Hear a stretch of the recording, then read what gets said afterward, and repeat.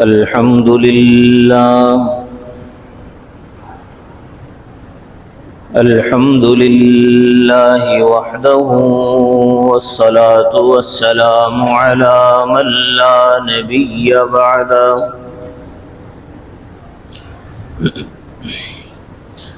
وعلى آله وأصحابه الذين أوفوا عهدا ونشهد أن لا إله إلا الله وحده لا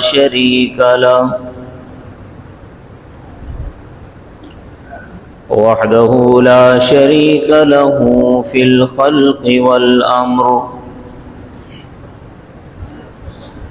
إرغاما لمن جحد به وكفر ونشهد أن سيدنا ومولانا محمدا عبده ورسوله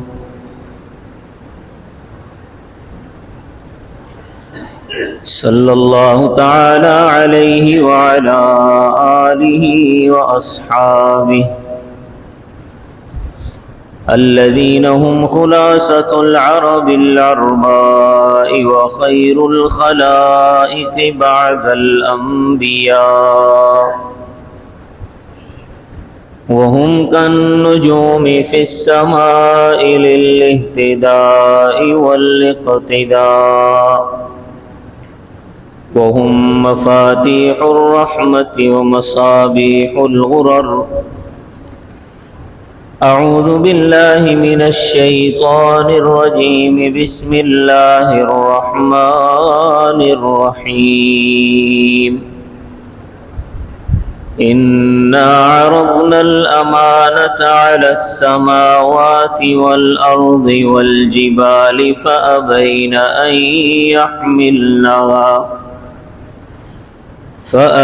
أن يحملنها وأشفقن منها وحملها الإنسان إنه كان ظلوما جهولا صدق الله العظيم رب اشرح لي صدري ويسر لي أمري واحلل عقدة من لساني يفقه قولي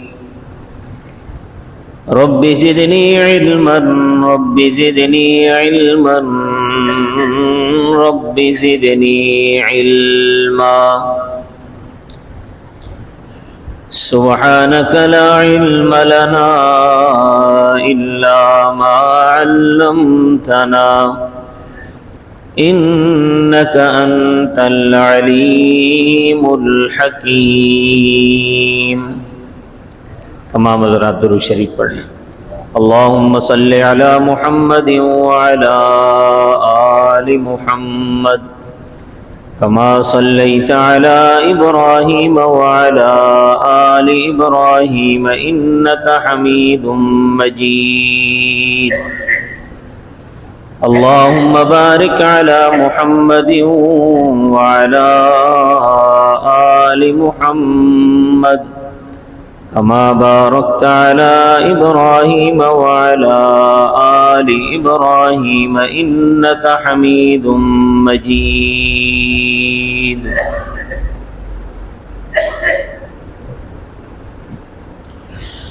معزز سامعین گرامی قدر،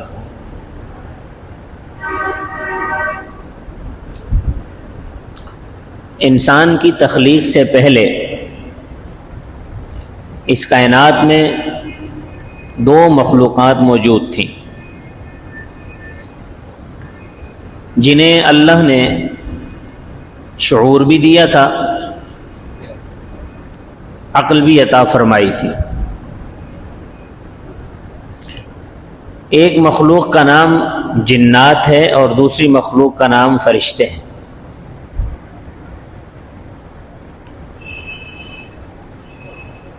جنات کو اللہ نے آگ سے پیدا فرمایا اور فرشتوں کو اللہ نے نور سے پیدا فرمایا۔ جنات کی سرشت میں شرارت ہی شرارت تھی، اور فرشتوں کی سرشت میں اطاعت اور بندگی ہی بندگی تھی۔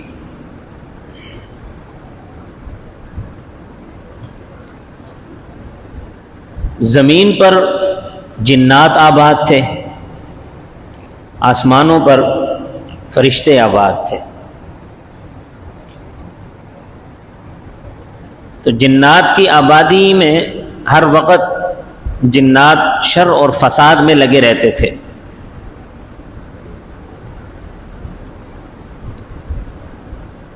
ایک مرتبہ اللہ تبارک و تعالی نے یہ فیصلہ فرمایا کہ کیوں نہ ایک تیسری مخلوق بنائی جائے۔ اللہ جو ارادہ فرماتا ہے وہ کر گزرتا ہے۔ اللہ کسی سے مشورہ نہیں کرتا،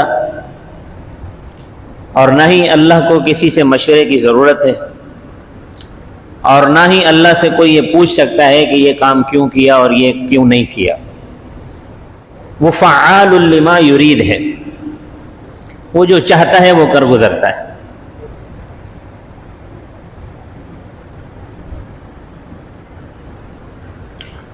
تو اللہ تبارک و تعالی نے یہ فیصلہ کیا کہ ایک مخلوق تیسری بنائی جائے جس کو اپنی امانت سپرد کی جائے۔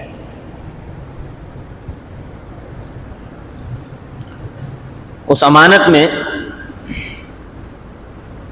احکام الہی کے موتی بھی تھے، توحید باری تعالی کے ہیرے بھی تھے، خلافت عرضی کے قوانین بھی تھے، اطاعت اور بندگی کے اصول بھی تھے، عظمت انسان کے موتی بھی تھے۔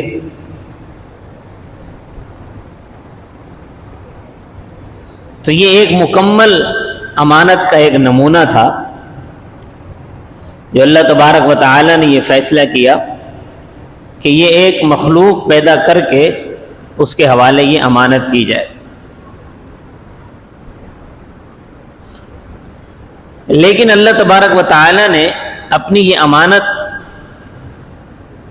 ایک تیسری مخلوق کو پیدا کر کے اس کے حوالے کرنے سے پہلے جو مخلوقات کچھ موجود تھیں جن کی اپنی اپنی ایک خصوصیت تھی،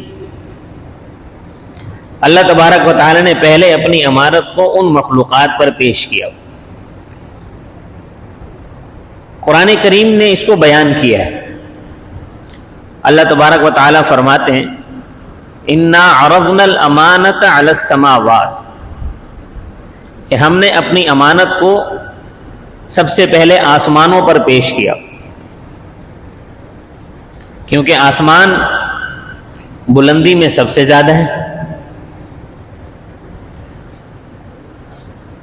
تو آسمانوں نے اللہ تبارک و تعالی سے اس کی امانت کا بوجھ اٹھانے سے معذرت کر لی۔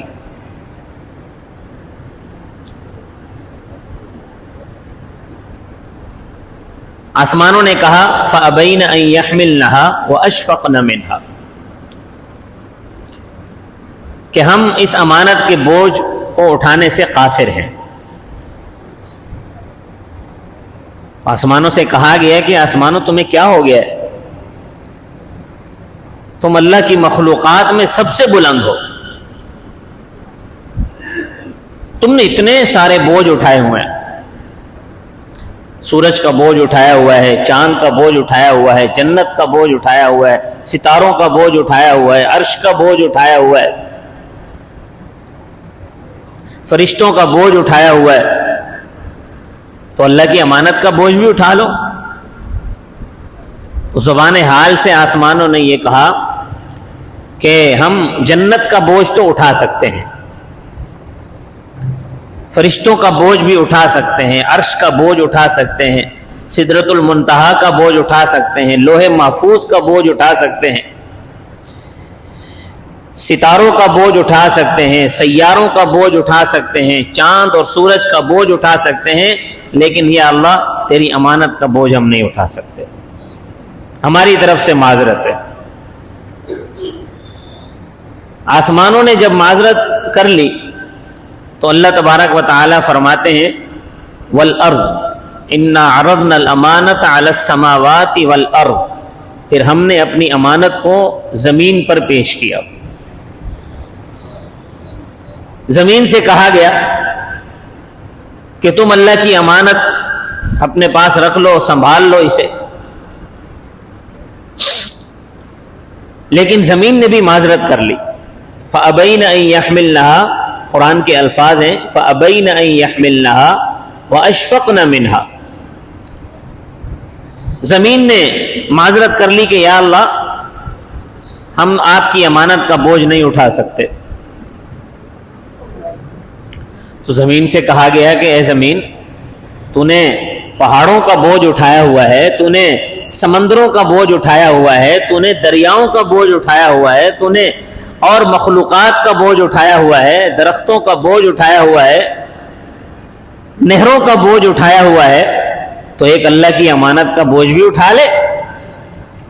تو زمین کہنے لگی فَأَبَيْنَ أَن يَحْمِلْنَهَا، میں اس کو نہیں اٹھا سکتی، وَأَشْفَقْنَ مِنْهَا، اور میری طرف سے معذرت قبول کرے۔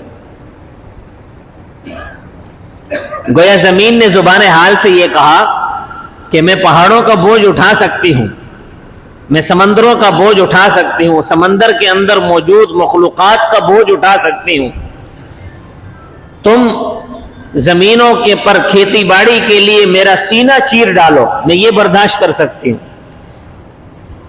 میرے سینے پر تم نہریں بنا ڈالو، یہ برداشت کر سکتی ہوں، دریاؤں کا بوجھ برداشت کر سکتی ہوں، پہاڑوں کا بوجھ برداشت کر سکتی ہوں، لیکن اللہ کی امانت کا بوجھ نہیں برداشت کر سکتی، لہذا میری طرف سے بھی معذرت قبول کریں۔ تو اللہ تبارک و تعالیٰ قرآن میں فرماتے ہیں اِنَّا عَرَضْنَا الْأَمَانَةَ عَلَى السَّمَاوَاتِ وَالْأَرْضِ وَالْجِبَالِ، تیسرے نمبر پہ اللہ نے اپنی امانت کو پہاڑوں پر پیش کیا، کیونکہ پہاڑ اپنی مضبوطی میں بے مثال ہوتے ہیں، پہاڑوں نے زمین کو سنبھالا ہوا ہے، پتھر کی مضبوطی کی مثال دی جاتی ہے، پتھر شاعر کے مصروں کی پہچان ہے، کسی سخت دل، کوئی آدمی سخت دل ہو تو اس کو پتھر سے تشبیہ دی جاتی ہے کہ یہ پتھر کی طرح سخت ہے۔ تو پہاڑ اپنی سختی میں، اپنی مضبوطی میں اپنی مثال آپ ہیں، پہاڑوں سے زیادہ کوئی چیز مضبوط نہیں ہے، لیکن پہاڑوں نے بھی معذرت کر لی فَأَبَيْنَ أَن يَحْمِلْنَهَا وَأَشْفَقْنَ مِنْهَا، پہاڑوں نے بھی کہا کہ ہم سے معذرت، ہم اپنے دامن کے اندر نباتات کا بوجھ برداشت کر سکتے ہیں، ہم اپنے دامن کے اندر بہت سارے جو اللہ کے چھپے ہوئے خزانے ہیں ان کا بوجھ برداشت کر سکتے ہیں، اگرچہ ہم اپنی مضبوطی میں بے مثال ہیں، ہماری مضبوطی اپنی مثال آپ ہے، ہم نے اتنی بڑی زمین کو سنبھالا ہوا ہے، ہم یہ سب کچھ سنبھال سکتے ہیں، لیکن یا اللہ تیری امانت کا بوجھ ہم نہیں برداشت کر سکتے۔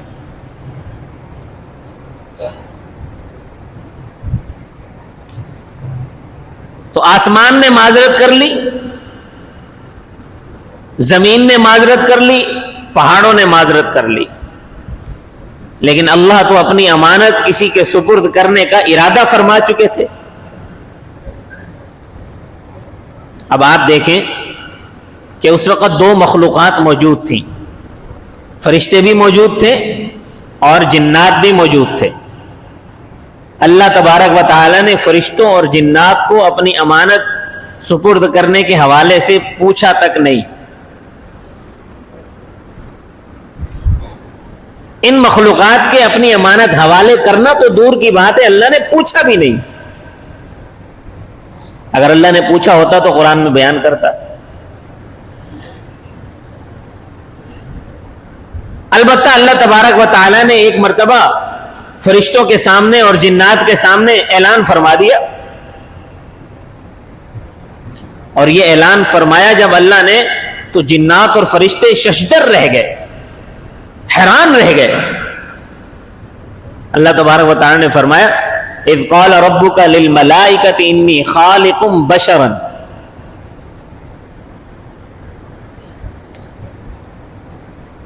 اللہ تبارک و تعالی فرماتے ہیں کہ جب میں نے ملائکہ سے کہا کہ میں انسان کو بنانے لگا ہوں من طین, مٹی سے, کھنکتی ہوئی مٹی سے,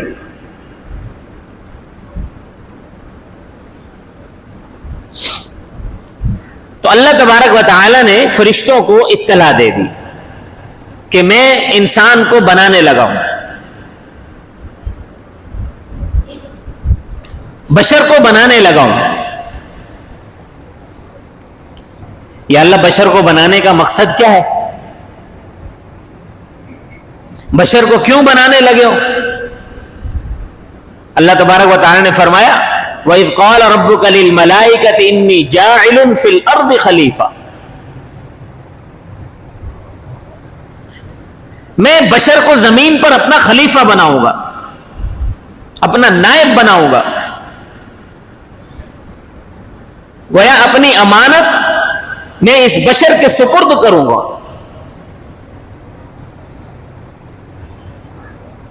اللہ فرماتے ہیں وَحَمَلَهَا الْإِنسَانُ إِنَّا عَرَضْنَا الْأَمَانَةَ عَلَى السَّمَاوَاتِ وَالْأَرْضِ وَالْجِبَالِ فَأَبَيْنَ أَن يَحْمِلْنَهَا وَأَشْفَقْنَ مِنْهَا وَحَمَلَهَا الْإِنسَانُ,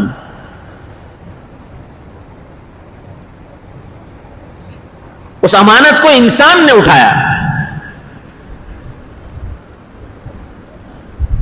تو اللہ نے ایک تیسری مخلوق بنانے کا فیصلہ فرما دیا اور فرشتوں اور جنات کے سامنے یہ اعلان کر دیا کہ میں انسان کو بنا رہا ہوں. اور انسان کو بنا کر آپ دیکھیں کہ اگر آپ کوئی بلڈنگ بناتے ہیں تو اس کے لیے اچھے کاریگر بلاتے ہیں, اچھے معمار بلاتے ہیں, ایسے ایسے کاریگر ہوتے ہیں تو بلڈنگ کو ایسا بناتے ہیں اور ایسا اس پہ نقش و نگار بناتے ہیں کہ انسان اس کو دیکھ کر دنگ رہ جاتا ہے. ایسی کاریگری ہوتی ہے.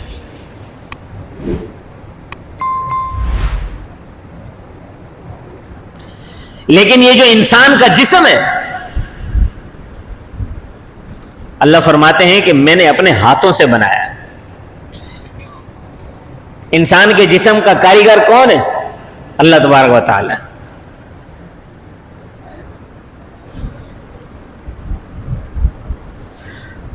فرمایا خلقتہ بیدی, میں نے اپنے دونوں ہاتھوں سے انسان کو بنایا.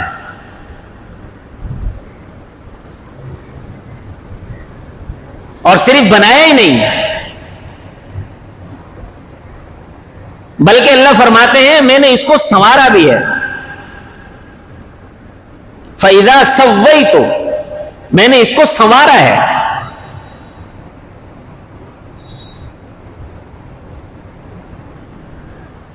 آدم علیہ السلام کو اللہ نے اپنے ہاتھوں سے بنایا.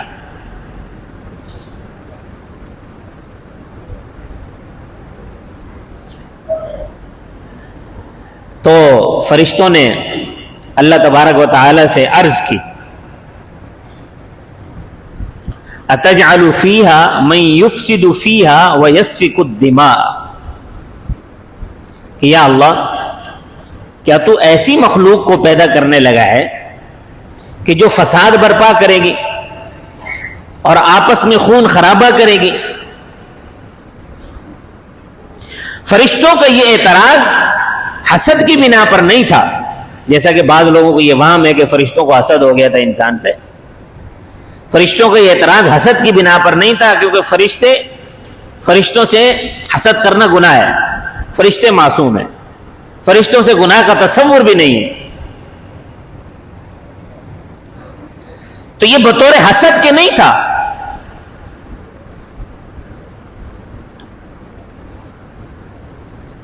کیونکہ فرشتوں نے یہ جو کہا کہ یا اللہ تو ایسی مخلوق کو پیدا کرنے لگا ہے کہ جو زمین میں فتنہ و فساد برپا کرے گی، خون خرابہ کرے گی.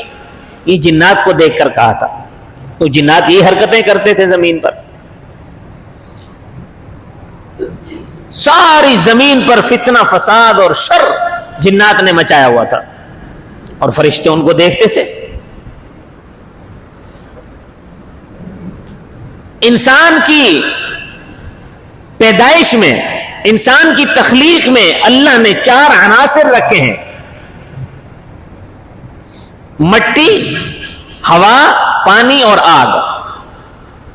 ان چاروں عناصر سے مل کر انسان بنا ہے، لیکن اس میں جو غالب عنصر ہے وہ مٹی کا ہے.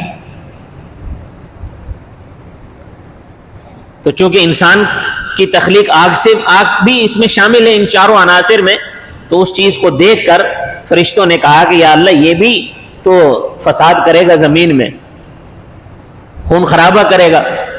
وہ جنات یہی کام کرتے.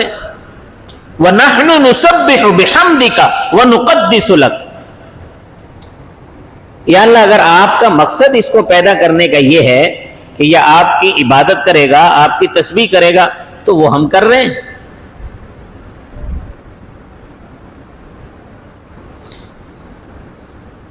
آپ ہم سے آپ تسبیح کروا لیں اور جتنی کروانی ہے وہ کروا لیں. لیکن اللہ تبارک و تعالی نے فرمایا انی اعلم ما لا تعلمون. جو میں جانتا ہوں تم وہ نہیں جانتے. لہذا مجھے پتا ہے کہ میں اس مخلوق کو کیوں پیدا کر رہا ہوں.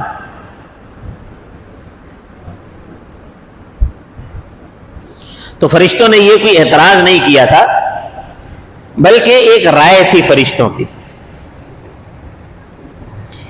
لیکن اللہ تبارک و تعالی نے فرشتوں کی رائے سنی اور یہ کہہ کر ان کی رائے کو رد کر دیا کہ جو کچھ میں جانتا ہوں وہ تم نہیں جانتے.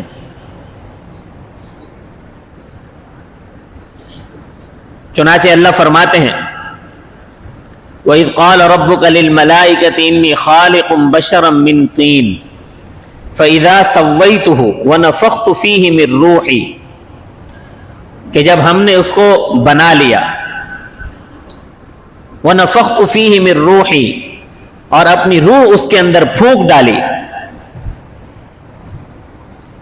اللہ تبارک و تعالی فرماتے ہیں کہ میں نے اپنے دونوں ہاتھوں سے اس کو بنایا ہے. اور انسان کو بنانے کے بعد اللہ نے قسمیں کھائی ہیں، قسمیں انسان کی خوبصورتی پر قسمیں کھائی ہیں. فرمایا وَالتِّينِ، مجھے تین کی قسم ہے، وَالزَّيْتُونِ، اور مجھے زیتون کی قسم ہے، وَطُورِ سِينِينَ، اور مجھے طور سینا کی قسم ہے، لَقَدْ خَلَقْنَا الْإِنسَانَ فِي أَحْسَنِ تَقْوِيمٍ، کہ میں نے انسان کو بہترین انداز سے پیدا کیا. یہ انسان کی عظمت ہے، یہ بشر کی عظمت ہے کہ میں نے انسان کو بہترین انداز سے پیدا کیا ہے. تو اللہ فرماتے ہیں کہ جب میں نے انسان کو بنا لیا، پھر اس کو سنوار لیا، یعنی اس کو سجا لیا، پھر اس کے اندر روح پھونک دی، فَقَعُوا لَهُ سَاجِدِينَ، فرشتوں کو حکم دیا کہ سجدہ کرو. اللہ تمام مخلوقات سے انسان کی عظمت منوانا چاہتے تھے. اس عظمت کو منوانے کے لیے اللہ نے فرمایا سجدہ کرو. فَسَجَدَ الْمَلَائِكَةُ كُلُّهُمْ أَجْمَعُونَ، تمام فرشتوں نے ایک ساتھ سجدہ کیا. سارے سجدے میں گر گئے. اللہ نے سجدہ کیوں کروایا؟ اللہ تبارک و تعالی نے چونکہ انسان کو عقل بھی عطا فرمائی تھی، اس لیے سب سے پہلے اللہ نے انسان کو علم عطا فرمایا. سورہ بقرہ میں بیان فرمایا وعلم آدم الاسماء كلها ثم عرضهم على الملائکہ، کہ ہم نے آدم کو نام سکھایا، یعنی اسے علم سکھایا، چند چیزوں کے نام سکھائے، اور پھر ان چیزوں کو فرشتوں پر پیش کیا، فرشتوں سے پوچھا کہ بتاؤ ان کے نام کیا ہیں؟ تم کہہ رہے ہو نا کہ یا اللہ ہم تمہاری تسبیح، ہم تیری تسبیح بیان کرتے ہیں، ہم تیری تقدیس بیان کرتے ہیں، تو انسان کو بنانے کی کیا ضرورت ہے؟ تو اگر تم اپنی اس بات میں سچے ہو تو ان چیزوں کے نام بتاؤ ذرا۔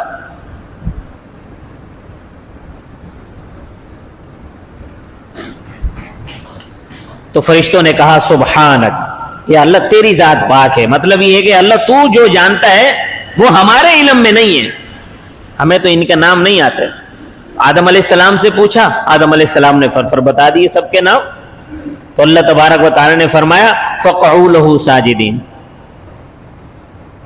سجدہ کرو آدم کو۔ فسجد الملائکۃ کلہم اجمعون، تمام ملائکہ آدم علیہ السلام کے سامنے سجدے میں گر گئے۔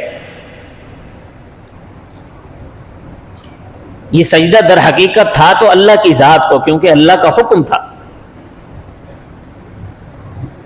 اور ویسے بھی اس وقت سجدہ تعظیمی جائز تھا۔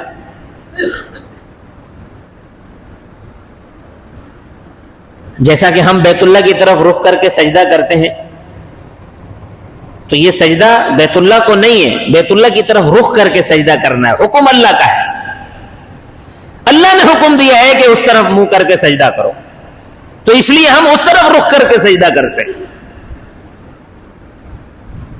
جب اللہ کا حکم تھا کہ بیت المقدس کی طرف رخ کر کے سجدہ کرو تو اس طرف رخ کر کے سجدہ کرتے تھے۔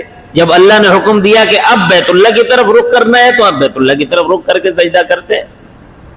وَلِلَّهِ الْمَشْرِقُ وَالْمَغْرِبُ، مشرق اور مغرب اللہ کے ہیں، اللہ کی مرضی ہے جس طرف کا رخ کرنے کا حکم دے دے۔ تو جب اللہ نے انسان کو بنایا تو فرشتوں کو حکم دیا کہ اب سجدہ کرو اس کو، تو سارے فرشتوں نے سجدہ کیا الا ابلیس، بشر کا پہلا دشمن۔ جس دن انسان کی تخلیق ہوئی ہے اسی دن انسان کا پہلا دشمن پیدا ہوا ہے، پہلا دشمن انسان کا بن گیا، اور وہ کون تھا؟ شیطان، ابلیس۔ اللہ فرماتے ہیں کہ سب نے سجدہ کیا الا ابلیس، مگر ابلیس نے سجدہ نہیں کیا۔ ابا واستکبر، اس نے تکبر کیا، وکان من الکافرین، وہ اللہ کے علم میں پہلے ہی وہ کفار میں سے تھا۔ اللہ کے علم میں یہ بات تھی کہ یہ آج جتنی عبادت کر رہا ہے، جتنی ریاضتیں کر رہا ہے، جتنے سجدے کر رہا ہے، در حقیقت یہ کافروں میں سے ہے۔ تو کسی کے سجدوں پہ مت جانا، کبھی کسی کے جبے کبے پہ مت جانا، کسی کی پگڑیوں پہ مت جانا۔ کوئی بڑا علامہ فہامہ اور مجتہد اور ذاکر بن کے آپ کے سامنے آ کر کھڑا ہو جائے، اس کو بہت بڑا علامہ مت سمجھنا، ہو سکتا ہے شیطان ہو۔ بلکہ آج کل تو شیطنت واضح ہے سب کی۔ تو شیطان بھی ایسا ہی تھا، بظاہر بڑا عبادت گزار، تہجد گزار، بڑا عابد ساجد، کوئی خطہ، کوئی جگہ ایسی نہیں تھی جہاں ابلیس نے سجدہ نہ کیا ہو۔ آسمان کے ہر ہر کونے پہ سجدہ کیا، زمین کی ہر ہر جگہ پہ اس نے سجدہ کیا، اتنا عبادت گزار تھا۔ لیکن جہاں اللہ کا حکم آیا اکڑ گیا۔ قرآن کہتا ہے استکبرا، اس نے تکبر کیا، وکان من الکافرین، اور اللہ کے علم میں وہ پہلے ہی کافر تھا۔ یہ بشر کا پہلا دشمن جس نے اللہ کے سامنے انسان کی مخالفت کی. اللہ تبارک و تعالی نے فرمایا نکل جا یہاں سے, قیامت تک تجھ پر لعنت برستی رہے گی. اللہ کے دربار سے شیطان کو نکال دیا گیا. یہ انسان کا کون سا دن تھا؟ انسان کو پیدا ہوئے کتنے دن ہوئے تھے؟ پہلا دن تھا. انسان کی پیدائش کا پہلا دن, اور اتنا بڑا عبادت گزار, تہجد گزار, اتنا بڑا جو ولی اللہ تھا انسان کی پیدائش سے پہلے, جس نے زمین کا کوئی چپا ایسا نہیں چھوڑا تھا جہاں اس نے سجدہ نہ کیا ہو, انسان کی تخلیق کے پہلے دن ہی وہ مردود ہو گیا. اب بتائیں کہ وہ انسان کی وجہ سے مردود ہوا تو وہ بدلہ لے گا نہیں لے گا انسان سے؟ اس نے کہا اللہ سے کہ یا اللہ تو نے آج مجھے یہاں سے نکال تو دیا ہے اپنے دربار سے, مجھے راندہ درگاہ تو کر دیا ہے, لیکن میں بھی انسان کو چھوڑوں گا نہیں. میں اس پر آگے سے حملہ کروں گا, میں اس پر پیچھے سے حملہ کروں گا, میں اس پر دائیں طرف سے حملہ کروں گا, میں اس پر بائیں سے حملہ کروں گا. یہ میرے شکار سے بچے گا نہیں. ہاں بہت تھوڑے ہوں گے جو بچ جائیں گے, یہ بہت تھوڑے ہوں گے, لیکن میں اس کو نہیں چھوڑوں گا. اللہ تبارک و تعالی نے فرمایا جا تو زور لگا لے, جو میرے مخلص بندے ہوں گے وہ کبھی تیرے دام تزویر میں نہیں آئیں گے, وہ ہمیشہ میرے ہی رہیں گے. اللہ نے انسان کو اتنی عظمت عطا فرمائی, اتنی عظمت عطا فرمائی کہ ہزاروں سال کی اس کی ابلیس کی عبادت کو ضائع کر دیا. شیطان سے اللہ نے پوچھا تو نے کیوں سجدہ نہیں کیا؟ اس نے کہا مجھے تو نے آگ سے پیدا کیا ہے, وَخَلَقْتَهُ مِن طِينٍ, اور اس کو تو نے مٹی سے پیدا کیا ہے. مجھے آگ سے پیدا کیا ہے. آگ کا کام اوپر کی طرف جانا ہوتا ہے نا, جب آگ جلائیں تو اوپر کی طرف جاتی ہے, اور مٹی کا کام ہوتا ہے کہ آپ اس کو پھینکے وہ نیچے کی طرف جاتی ہے. تو شیطان کے تکبر کرنے کی وجہ یہ تھی کہ مجھے تو نے آگ سے پیدا کیا ہے جس کا کام اوپر کو اٹھنا ہے, اور جس سے تو نے مٹی سے پیدا کیا جس کا کام نیچے کی طرف جانا ہے. اوپر کو اٹھنے والے کو آپ حکم دے رہے ہیں کہ نیچے جانے والے کو سجدہ کرو. تو مجھے تو نے آگ سے پیدا کیا ہے, اسے مٹی سے پیدا کیا ہے, آگ مٹی کو کیسے سجدہ کرے؟ لہذا میں اس کو سجدہ نہیں کرتا. تو دیکھیں اللہ نے انسان کی وجہ سے اس کی ہزاروں سال کی عبادت ضائع کر دی. اب وہ کر رہا ہے حملے انسان پر. اب کتنے انسان ہیں کہ جو اللہ کی رضا کے لیے ہر کام کرتے ہیں, اللہ کو راضی کرنے کی کوشش کرتے ہیں؟ کتنے انسان ہیں؟ آپ اپنے ارد گرد دیکھ لیں کہ شیطان کے راستے پر کتنے چل رہے ہیں اور رحمان کے راستے پر کتنے چل رہے ہیں. شیطان کے راستے پر چلنے والوں کی بہتات ہے. 100 میں سے 90 لوگ, بلکہ 90 بھی میں کم کہہ رہا ہوں, 95 لوگ شیطان کے راستے پہ چل رہے ہیں, اللہ کی نافرمانی کر رہے ہیں, شیطان کی فرما برداری کر رہے ہیں. روزانہ ہر مسجد سے مؤذن 5 وقت اللہ کی طرف بلاتا ہے. کتنے مسلمان آتے؟ اللہ انسان کی عظمت کی قسمیں کھا رہا ہے, اور انسان کا حال یہ ہے کہ اللہ کا منادی 5 وقت روزانہ بلاتا ہے کہ آ جاؤ اللہ کے دروازے پر, حی علی الصلاۃ, حی علی الفلاح, آ جاؤ کامیابی کی طرف, حی علی الصلاۃ, آ جاؤ نماز کی طرف. کتنے لوگ آتے ہیں؟ ہماری یہ مسجد فیکٹری ایریا ہے تقریباً, ہماری اس مسجد میں 5 سے 6 صفیں ہوتی ہیں, اور جو محلے کی مساجد ہیں ان میں مشکل سے 1.5 صف 2 صف ہوتی ہے نمازیوں کی.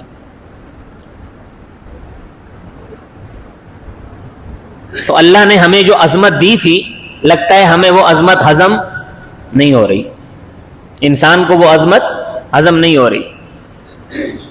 تو آپ سوچ لیں کہ اگر رحمان کے راستے پر نہیں چلیں گے تو جو انجام شیطان کا ہونا ہے وہی اس انسان کا ہوگا. شیطان کا انجام یہی ہونا ہے کہ وہ سیدھا جہنم میں جائے گا. اور قیامت کے دن اگر کوئی انسان شیطان سے کہے گا نا کہ تو نے مجھے گمراہ کیا تھا، شیطان کہے گا میں نے کب کیا تمہیں گمراہ؟ میں بھی تمہارے سامنے آیا تھا، میں نے تم سے کوئی بات کی تھی؟ میں نے تو تمہیں صرف بتایا تھا کہ زنا کر لو، اس میں جو ہے نا اتنا مزہ آتا ہے اور یہ ہوتا ہے، شراب پی لو اس میں اتنا مزہ آتا ہے، یہ فلاں گناہ کر لو اس میں اتنا مزہ آتا ہے. میں نے تمہیں کو ہاتھ پکڑ کے تو نہیں لے گیا تھا شراب خانے میں، یا شراب کا گلاس پکڑ کے تمہارے منہ سے تو نہیں لگایا تھا. اللہ کے منادی نے آواز دی تھی کہ آ جاؤ نماز پڑھ لو، میں نے تو صرف تمہیں کہا تھا کہ چھوڑ بعد میں پڑھ لینا. کوئی میں نے زبردستی تو تمہیں پکڑ کے تو نہیں بٹھایا ہوا تھا کہ چھوڑو ابھی نہیں جاؤ. میں نے تو صرف تمہارے دل میں خیال ڈالا تھا، بیٹھے تو تم اپنی مرضی سے رہے. تو شیطان اس دن اپنی جان چھڑا لے گا. آپ اپنا سوچ لیں کہ آپ نے اللہ کو کیا جواب دینا ہے. اللہ تبارک و تعالی ہم سب کو شیطان کی پیروی سے محفوظ فرمائے، شیطان کے جال میں پھنسنے سے اللہ پاک ہم سب کو بچائے. اللہ پاک ہمیں اپنے راستے پر چلنے کی توفیق عطا فرمائے. وما علینا الا البلاغ المبین.